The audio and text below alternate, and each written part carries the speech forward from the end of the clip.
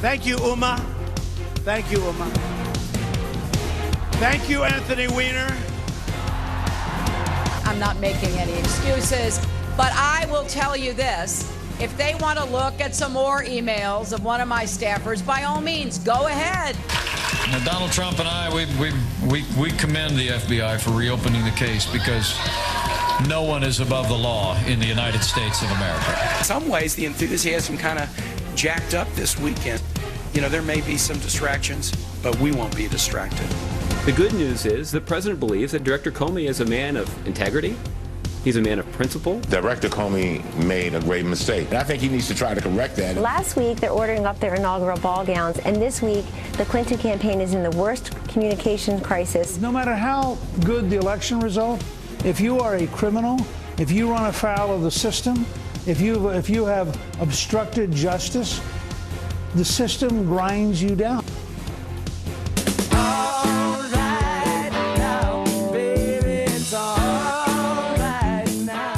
System grinds you down? I don't think it grinds you down. It has been a grind getting to where we're at. Seven. That is the operative number this morning. We have one more week. Next Tuesday, you're going to be going to the polls, voting for whichever one you want to be your next president. And then we're going to need you to answer the exit polls. When people ask you who you voted for, please be honest, because we don't want to have to wait till Wednesday.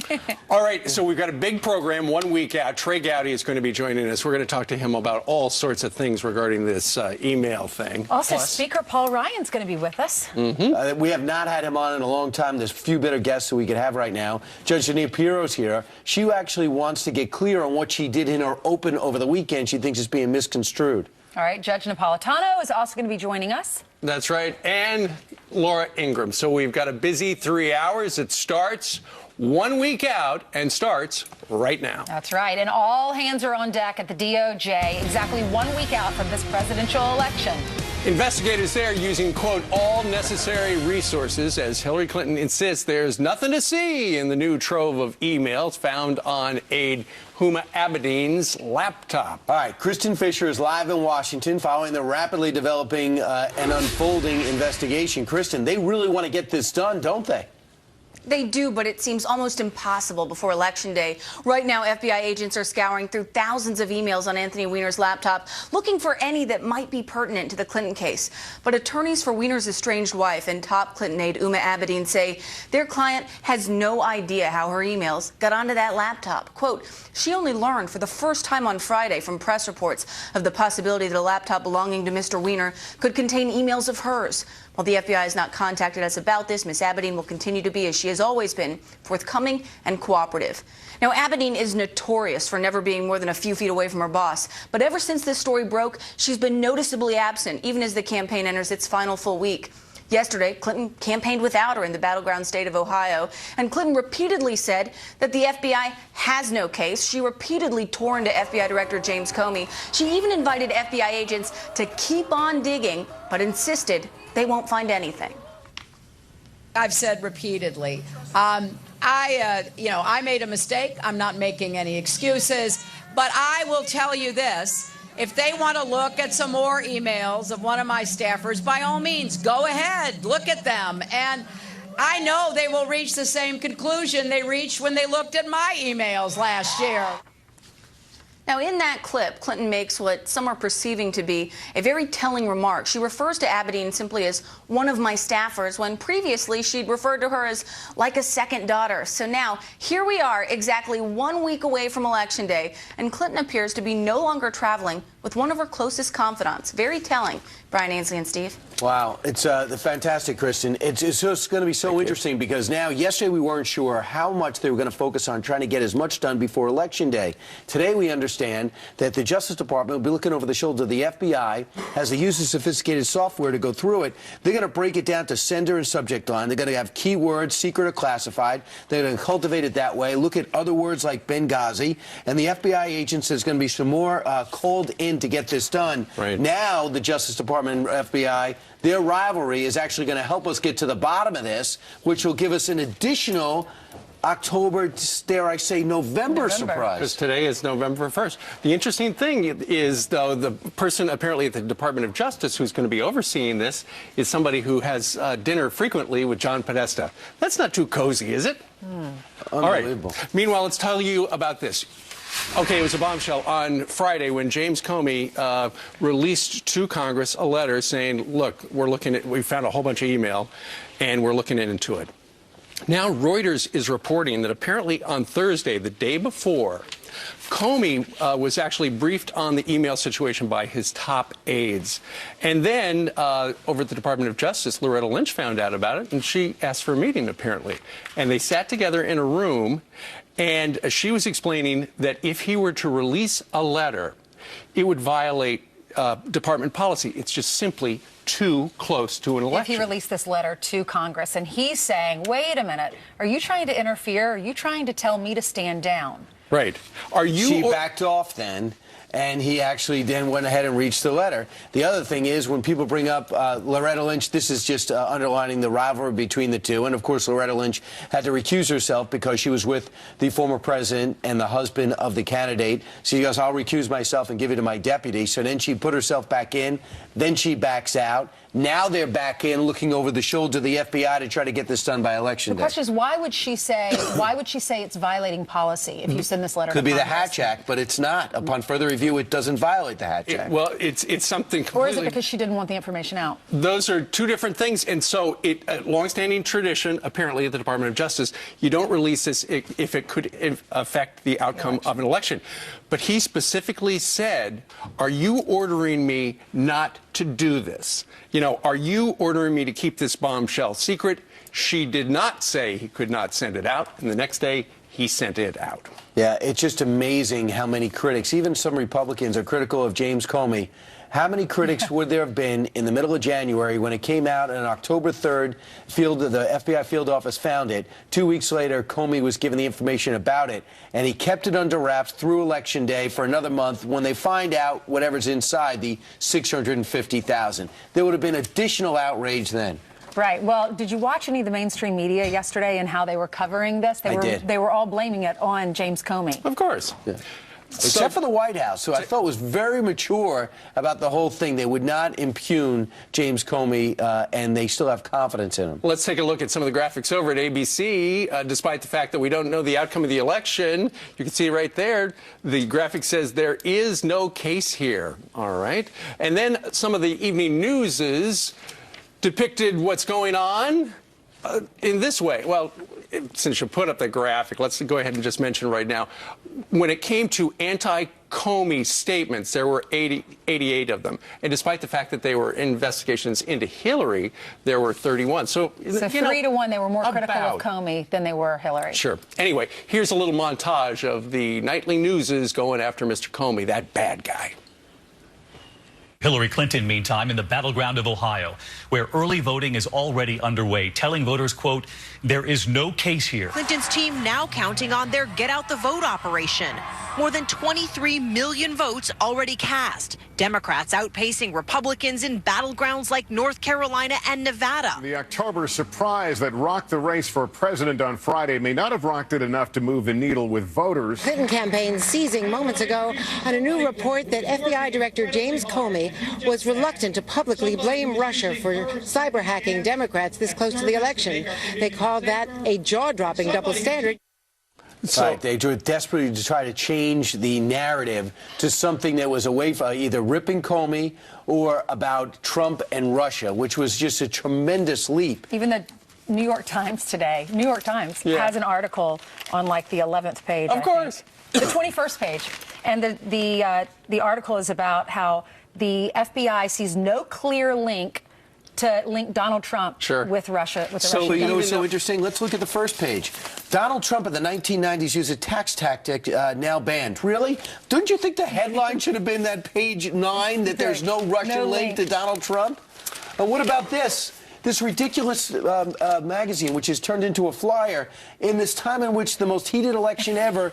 This is the headline: don't send a teen to jail. It's so funny you say that. You can't find a new trend, for example, Trump. No, Brian, in the tiny little right here. President backs Comey, man Steve, of I stand integrity. corrected. Just a tiny It's little... so funny. When I am came in so this embarrassed now. When I came in this morning, I didn't know you were going to do that, because when I came in this morning, I was looking for articles about the latest. Right. And this was the head of the New York Post with the latest on Hillary Clinton. Right. And then I saw the Daily News. I was like, what? Good. Sure. I just pushed that aside. Who left last year's house? The premature elation is the fact that Hillary Clinton has already bought fireworks. She's going to have a 2-minute display once she wins at 9:30 in the Hudson River Next to the election Javits night. Center, I where hope she's they going to be choose celebrating. the Gucci family. They are very good at What will fireworks. they do with the fireworks, though? What if she doesn't win? Do they still have the firework display? You know, I think you lose your deposit. There's a quote in the New York Post that says maybe they'll take it over to the East River and sell it half price to Donald Trump. Meanwhile, over at CNN, apparently they've had it up to here with Donna Brazile, who has been a longtime commentator there.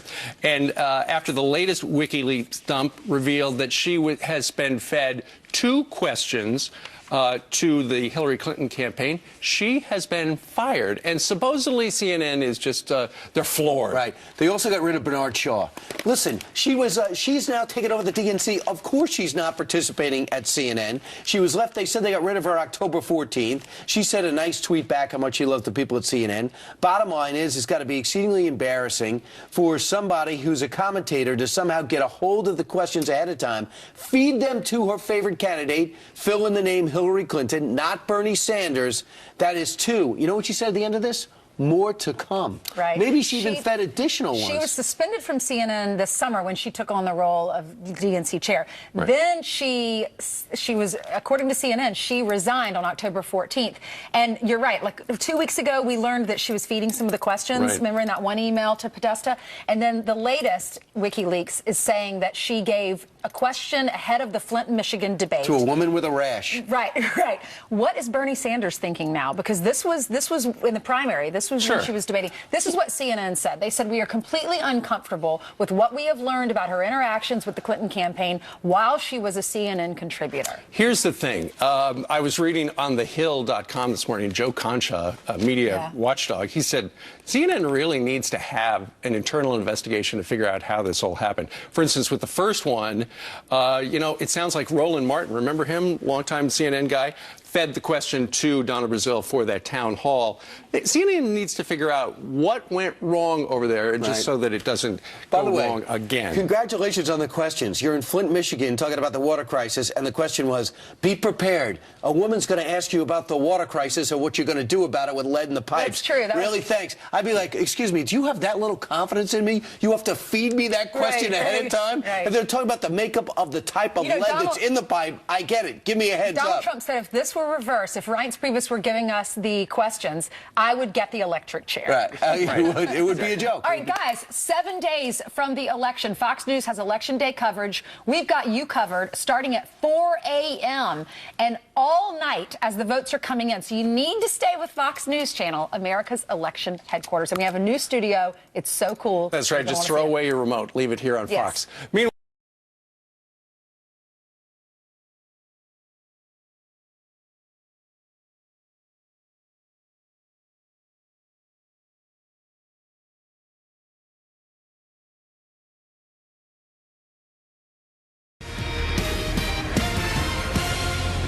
The president believes that Director Comey is a man of integrity, he's a man of principle, and he's a man of good character. These same character traits are what led a strong majority of Democratic and Republican senators to confirm him to this job. These are the traits that led the president to select him to be the director of the FBI. Well, after FBI Director James Comey recommended against indicting Hillary Clinton, or charges that is to say, and considered the investigation into her email over back in July, he was reportedly overwhelmed with resignation requests and regret. This according to a close source of Comey's who spoke to writer Ed Klein, who joins us right now live. His book is called Guilty as Sin. Ed, nice to have you. Great to be here. Okay. So ever since July, apparently the rank-and-file FBI agents were really steamed at him, and inside the FBI, the atmosphere is toxic.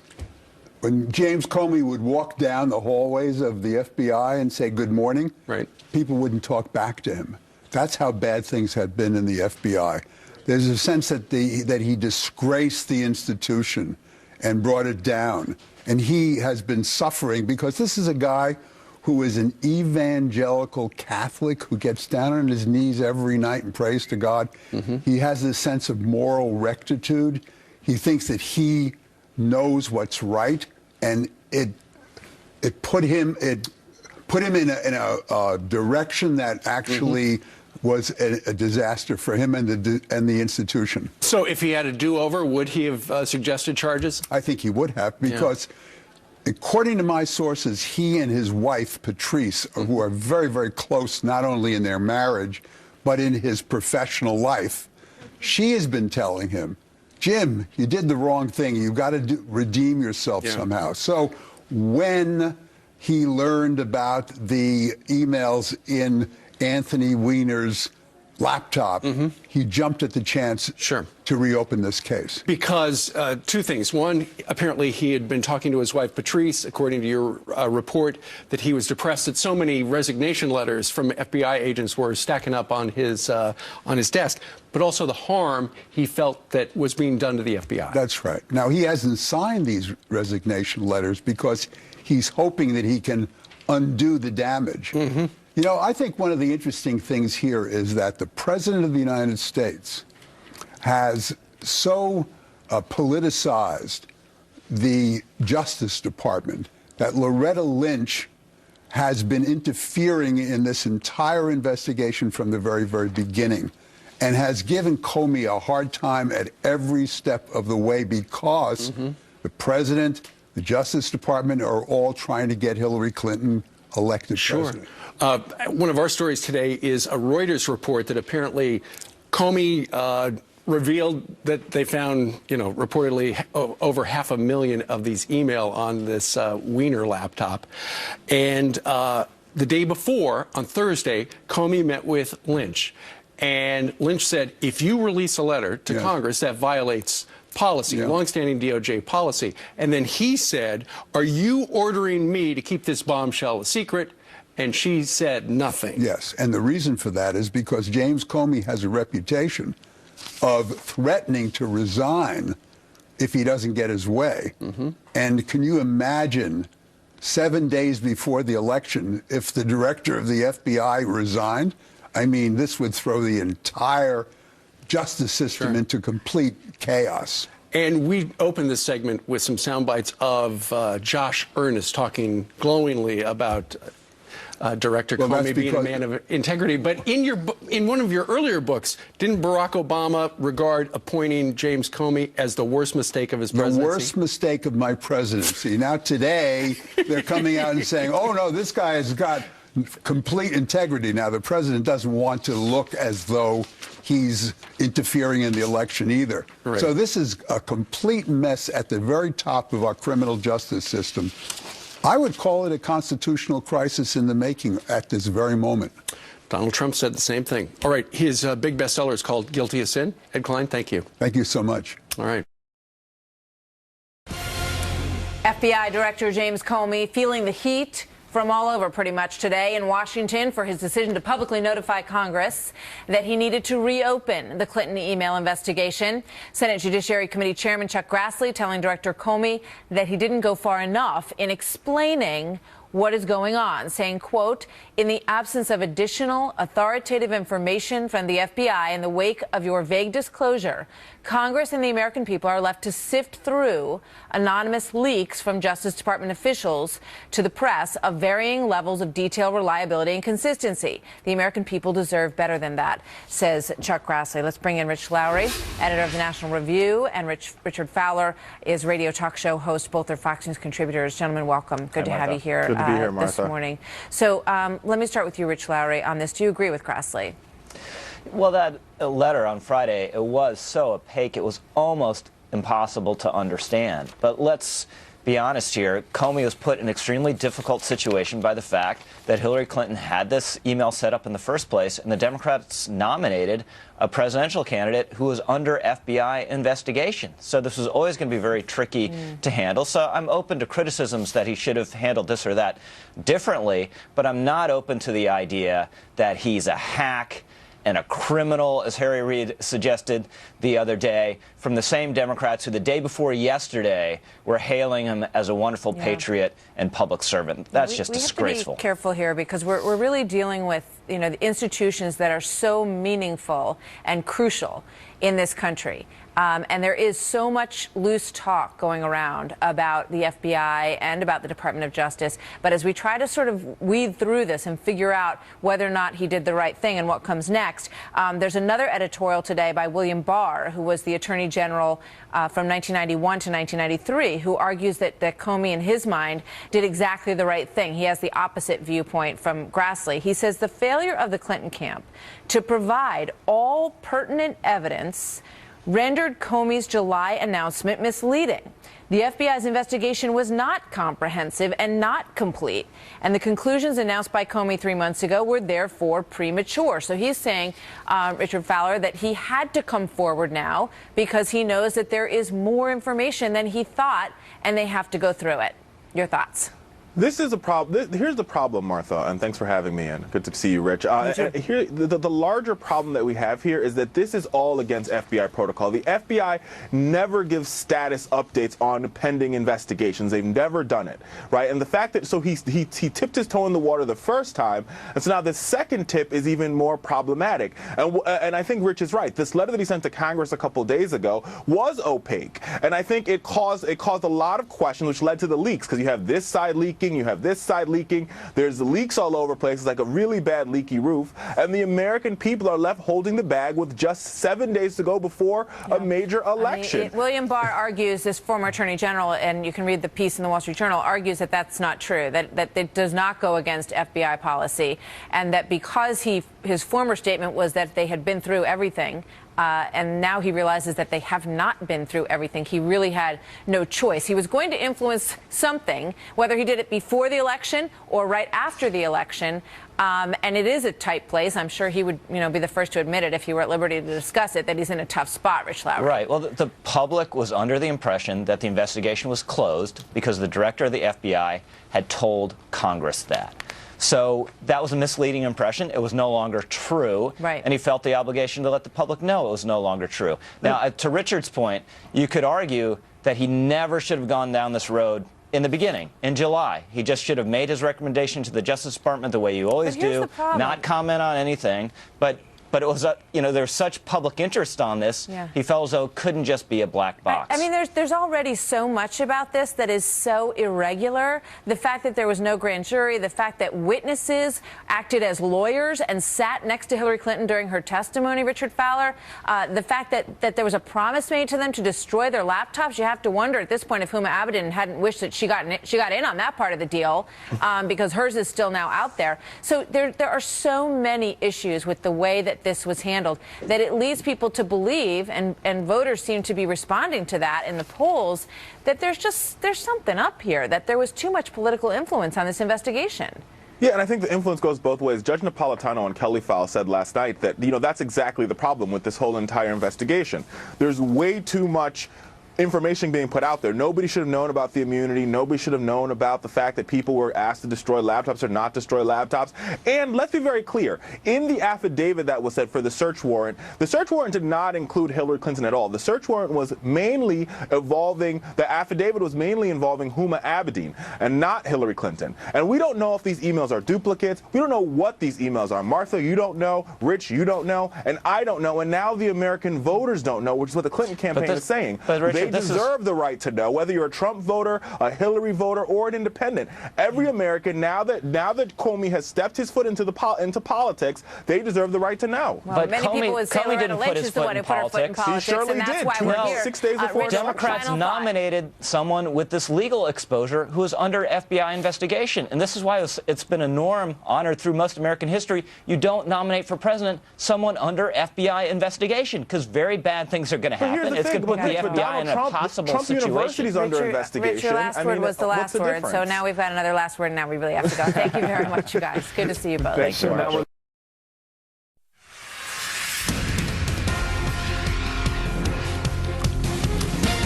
CNN cutting ties with Donna Brazile, the DNC chair. This after it was revealed that she leaked a question to the Clinton camp ahead of a CNN town hall during this past primary season. In a statement from the network, CNN says we're completely uncomfortable with what we have learned about her interactions with the Clinton campaign while she was a CNN contributor, end quote. There's more to that. Howie Kurtz is going through that now, host of Media Buzz. Howard, good morning to you. Good morning, Bill. Deep does a scar like this run when a network is exposed in this manner? Well, look, this whole episode has tarnished Donna Brazile, has tarnished the network that she betrayed, and also in a way tarnishes all of us in the media because there's so much suspicion out there about whether we're too cozy or colluding with the Clinton campaign. CNN hasn't helped itself by the way that it has handled this, which is to say poorly. Okay, now Joe Concha, media writer for TheHill.com, said this about what's happening inside CNN and what should happen based on his expectation. CNN, and I called for this a couple of weeks ago, I'm going to do it again, needs to absolutely conduct an internal investigation by an outside firm to see where this cancer exists. The point is you want to figure out who's talking to whom and how the information gets out. Is this the right next move, Howard? Yeah, but that's not even enough. CNN does need to investigate this because it goes to the heart of its credibility as a network. But let's review for a moment.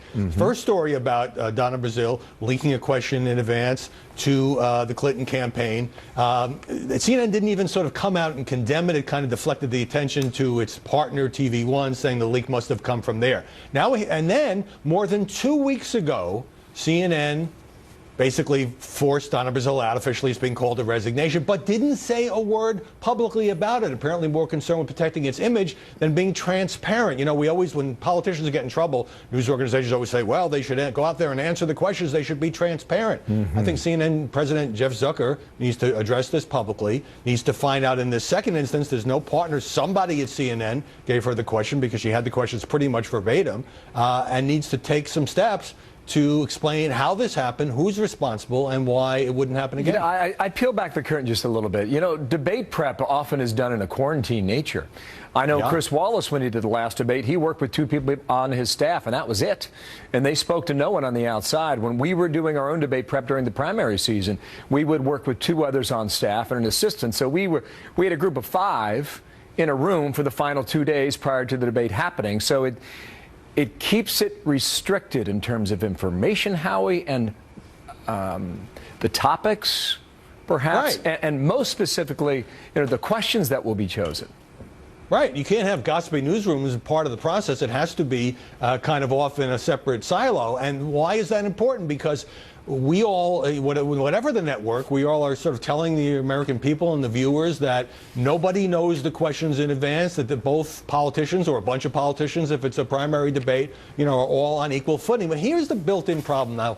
CNN was paying Donna Brazile as a contributor. She since went on leave because of becoming acting DNC chair. While she was vice chair of the Democratic National Committee, that created a built-in sort of conflict of loyalties that she apparently decided to resolve in favor of helping the Hillary Clinton campaign, even while Hillary was still running against Bernie Sanders. Now, all the networks have Democratic and Republican strategists who we expect to consult with the campaigns and come on and spin on behalf of their candidate. This is very different. It's giving confidential information, and CNN really has a need here because I think CNN to some degree has been unfairly tarnished to explain how this happened, who's responsible, and to try to assure people this won't happen. The final point to be made here, this was a town hall, so you're involving voters into the process, too. And you have to figure out what's out on their mind. And you would not do that at the last minute. Those voters and those questions would be prearranged, which opens the door even wider.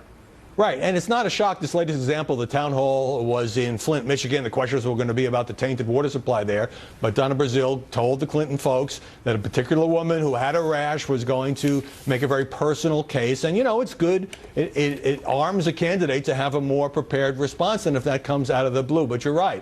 These town halls are very well orchestrated. So only a select group of people should know that in advance. Maybe somebody who's part of the Democratic Party shouldn't be in that group. But there was a leak, series of leaks. Howie, thank you. Howard Kurtz. We'll see where it goes, and we'll see the effect of this after the election. Thank you, sir. 7 days to go. What difference at this point does it make? What difference at this point does it make? What difference at this point does it make? What difference at this point does it make? What difference at this point? Difference at this point? What difference at this point does it make? What difference at this point? Difference at this point? What difference at this point does it make? What difference does it make? What difference at this point does it make? What difference at this point does it make? What difference at this point does it make? What difference at this point? Difference at this point? What difference at this point does it make? What difference at this point? Difference at this point? What difference at this point does it make? They won't like me for saying that. They won't like me for saying that. They won't like me for saying that. They won't like me for saying that. They won't like me for saying that. They won't like me for saying that. They won't like me for saying that. They won't like me for saying that. Out, out, out, out. Get 'em out, out, get 'em out. Get 'em out of here. Get the hell out of here. Get 'em out, out, get 'em out, out of here. Down, out, out, out, out. Get 'em out, out, get 'em out. Get 'em out of here. Forget about those people. Make great deals. Make great deals. Make great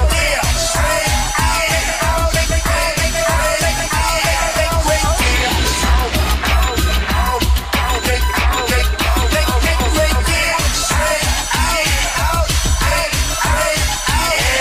Incredible. All right. So look, isn't it crazy? Isn't it ridiculous? What? Crazy. Ridiculous. Isn't it crazy? Isn't it ridiculous? What? Crazy. Ridiculous. Folks. Crazy. Folks. Crazy. Folks. Crazy. Folks. Ridiculous. Folks. 10 feet higher. The wall just got 10 feet higher. That's right, 10 feet higher. I said the wall just got 10 feet higher. 10 feet higher. The wall just got 10 feet higher. 10 feet higher. I said the wall just got 10 feet higher. I'm building a wall, okay? I'm building a wall. I'm building a wall, okay? I'm building a wall. I'm building a wall, okay? I'm building a wall. I'm building a wall, okay? I'm building a wall. Build that wall. Build that wall. Build that wall. Build that wall. Build that wall. Build that wall. Build that wall. Build that wall.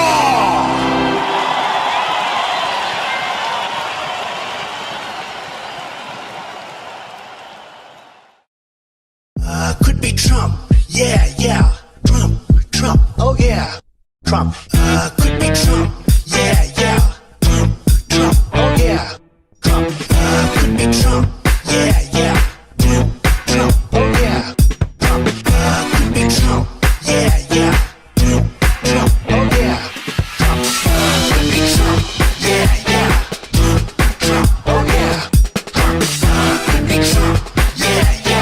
Trump. Oh yeah. Trump. Could be Trump. Yeah. Trump. Oh yeah. Trump. Could be Trump. Yeah. Trump. Oh yeah. Trump.